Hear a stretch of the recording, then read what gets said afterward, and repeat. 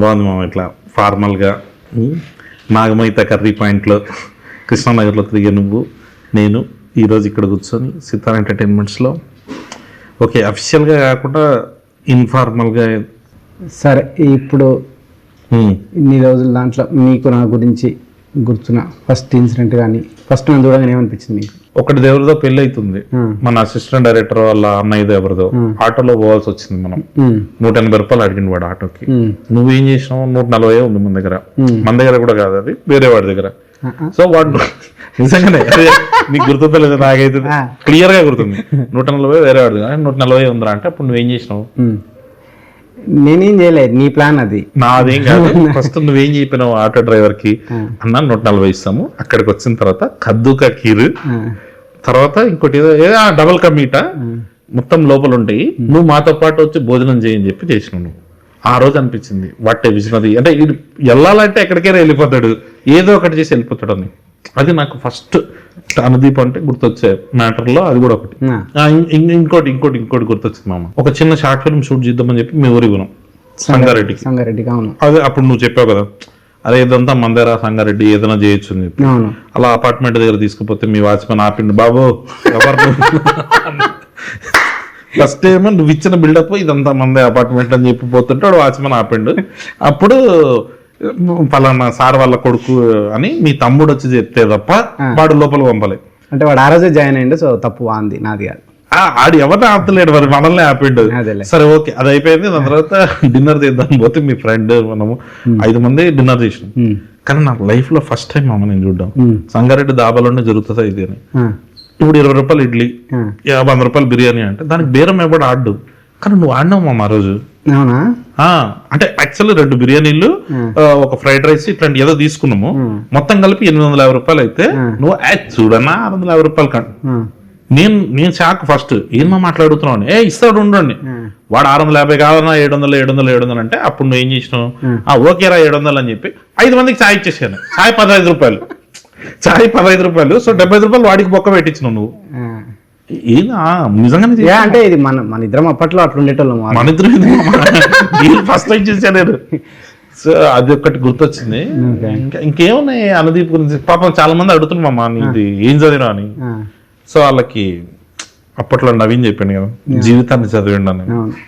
అవునా? కాదు, నవీన్ చెప్పింది. అవును, నవీన్ చెప్పింది. నువ్వు చదవడం అయితే కాదంటావా? లేదు మమ్మ, నువ్వు చదివినావు. నువ్వు లేకపోతే ఆటో వాడికి అన్నం పెట్టిస్తానని చెప్పి, లేకపోతే ఈడవాడు వాడు 50 రూపాయలు తగ్గించుకోకుండా 75 రూపాయలు ఒక్క పెట్టించుకుంటూ చూడు. అసలు మామూలు మ్యాటర్ కాదు అది. ఫస్ట్ టైం డైరెక్టర్ గా పిట్టగోడ సినిమా రిలీజ్, తర్వాత జాతరత్నం రిలీజ్. ఫస్ట్ పిట్టగోడ ఎక్స్పీరియన్స్ చెప్పు. రిలీజ్ ఎక్స్పీరియన్స్ ఒకటి ఏం గుర్తుందంటే, పిట్టగోడ సినిమా ఫ్లాప్ అయినా కానీ నువ్వు థియేటర్ బయటకు వచ్చి గట్టిగా సినిమా సూపర్ హిట్ అని చెప్పి మైక్లో ఉంది. ఆ వీడియో దొరకదు యూట్యూబ్ లో, అట్లా మనం చేసి ఆ వీడియో దొరికితే బాగుంటుంది. కానీ నాకు మస్తు నచ్చింది మామ నాకు సినిమా. లేదు అంటే మన బ్యాచ్ లో ఒక డైరెక్టర్ అయ్యిండు, ఆడి సినిమా ఫినిష్ చేసిండు. కానీ ఫస్ట్ మంచిగా అనిపించింది. కానీ జనాలకు అసలు దొరకదు తెలుసా మామది. ఏమో అంటే పెట్టకూడదు, చాలా మంది అడుగుతారు. మస్తు బాగా అనిపిస్తుంది. అంటే జనరల్ అసలు ఫీల్ అయినావా? ఫ్రెండ్ ఒకటి పాపం సినిమా తీసిండు ఫ్లాప్ అయిందన్న ఫీలింగ్ ఉందా నీకు? నేనే ఎక్కువ ఫీల్ అయినా మామ, నువ్వే సిగ్గు లేకుండా గుర్తుంది మామ, నువ్వు మెసేజ్ చేసినావు నాకు 2-3 డేస్ తర్వాత. నా ఫోన్ స్విచ్ ఆఫ్ ఉంటే నువ్వు ఫోన్ చేసి ఎందుకు ఫోన్ కలుస్తలేదు అని కానీ యాక్చువల్గా నువ్వు భయపడ్డావు, వీడేంది ఫోన్ స్విచ్ ఆఫ్ చేసుకున్నాడని. బట్ నేను క్యాజువల్ గా చేసుకున్నా అని తర్వాత తెలిసి ఇంకా బాధపడ్డావు. అప్పుడు ఇంకెక్కువ బాధపడ్డా, వేరే రకంగా బాధపడ్డావు. కానీ ఫోన్ మెసేజ్ అంటే నాకు అది గుర్తొస్తున్నావు. అదే నువ్వు మా డాడీ నెంబర్ తీసుకొని ఆయనకి ఫోన్ చేసి ఉట్టునే ఎందుకు అంకుల్ అట్లా ఒకగానొక కొడుకు వాడిని ఎందుకు అట్లా వదిలేసారు మీరు అని ఇండస్ట్రీ నుంచి పంపించేసి పెళ్లి చేసి ఒక్కగానొక వారసుడు, వాడో వారసుడిని కనాలి, మాదో రాయల వంశం లాగా నువ్వు అట్లా అన్ని చేస్తూ ఉంటావు కదా, అట్లా ఎందుకు అట్లా? అంటే ఫ్రెండ్స్ తోటి వాళ్ళ ఫ్యామిలీలో ఇలా చిచ్చు పెడితే నీకేమొస్తుంది? చిచ్చేనమ్మా. ఒక ఫ్రెండ్ మంచి కోరుకోవడం చిచ్చ అయితే నేను పెట్టిన చిచ్చే. మీ డాడీని సంతోషంగా ఉంచాలనుకోవడం చిచ్చ అయితే నేను పెట్టిన చిచ్చే. ఇంకట్లా ఇట్లాంటి ఇంకోటి రెండు చెప్పు. నేనంది ఇవాళ ఓకే నువ్వు పెళ్లి చేసుకుని సంతోషంగా ఉండాలని నువ్వు పెళ్లి చేసుకుని పిల్ల బావదని సంతోషంగా ఉండాలనుకోవడం చిచ్చ అయితే నేను పెట్టింది చిచ్చే. అది ఇప్పుడు నేను ఇట్లా చెప్తా చిచ్చే అని అందరూ అనాలి, ఓకేనా? కళ్యాణ్ జీవితం బాగుండాలి అనుకోవడము చిచ్చ అయితే నేను పెట్టింది చిచ్చే. అది నేనే చిచ్చే చిచ్చుబుడ్డి లాగా మొత్తం అంతా అట్లా అట్లా లేమిలో నువ్వు చిచ్చుబుడ్డి నేను ముద్దు పెట్టామమ్మా. నువ్వు ముద్దు పెట్టావు, ఈ రోజు నుంచి నువ్వే ముద్దు పెట్టావు. నారాయణఖేడ్ ముద్దు పెట్టా, సంగారెడ్డి ముద్దు పెట్టా, కృష్ణనగర్ ముద్దు పెట్టా, ఇప్పుడు కొత్తగా జూబ్లీహిల్స్ ముద్దు పెట్టా. ఇప్పుడు నేను ఇది అడుగుదాం అనుకున్నా, కళ్యాణ్ మంచి డాన్సర్ అని తెలుసు అందరికి. ఎవరికి తెలియదు, ఎవరికి తెలియదు. నీకు నాకు డాన్స్ డాన్స్ అనే సినిమాలో ఇప్పటికీ నువ్వు చేసిన డాన్స్ అది అది వైరల్ కాలేదు. చేద్దామని ట్రై చేద్దాం ఈసారి.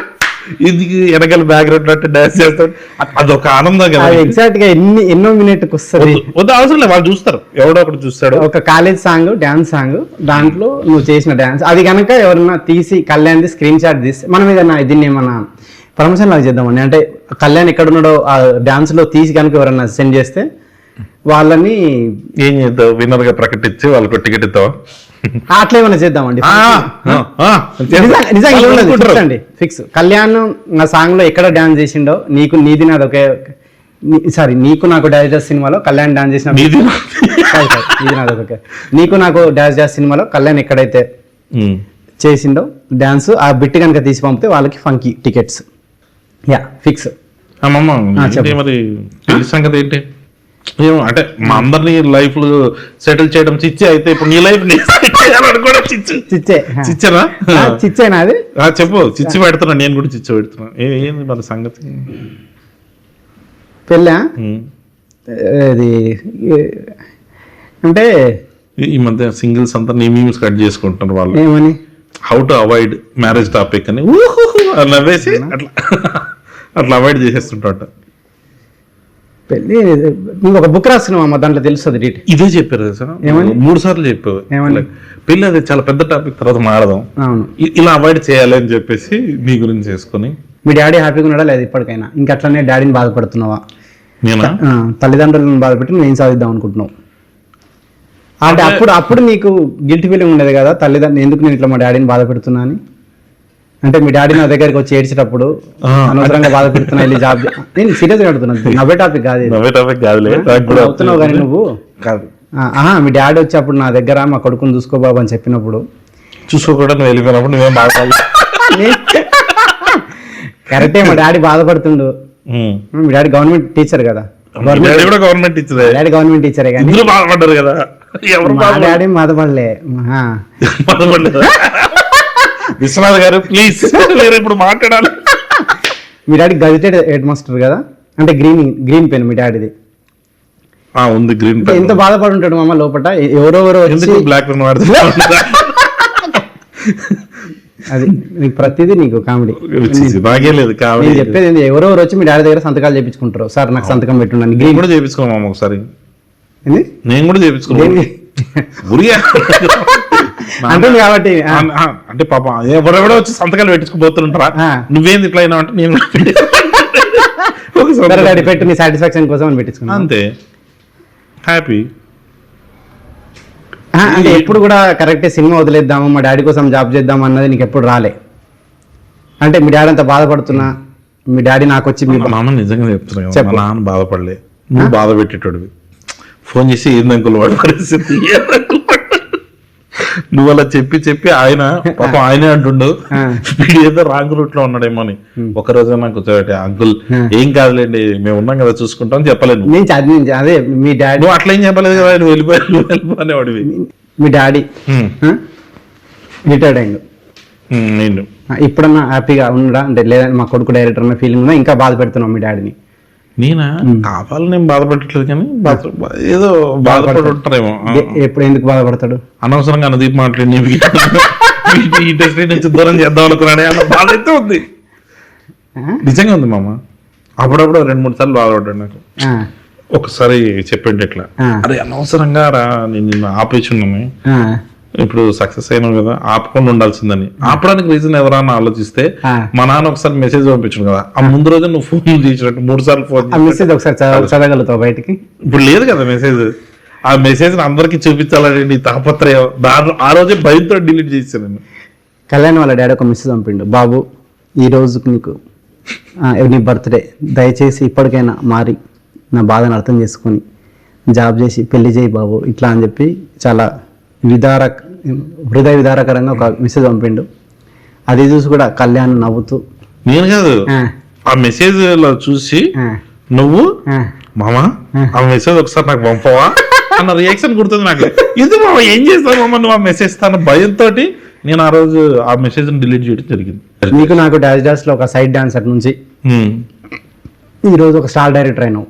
సో స్టార్ డైరెక్టర్ ఏం కాదు మనం, అంటే నేను డాన్సర్ కాదు మామ, అప్పుడు కూడా అసిస్టెంట్ డైరెక్టర్ గానే పోయా. మాకు డాన్సర్ అండి. మ్యాడ్ 2 లో ప్రీ రిలీజ్ లో చేసిన డాన్స్, సక్సెస్ మీట్ లో చేసిన డాన్స్ ఇప్పటికి నిన్ను ఆడియన్స్ హృదయ విదారకంగా మా నాన్న పంపించిన మెసేజ్ లాగా ఉందా? చేసిండా?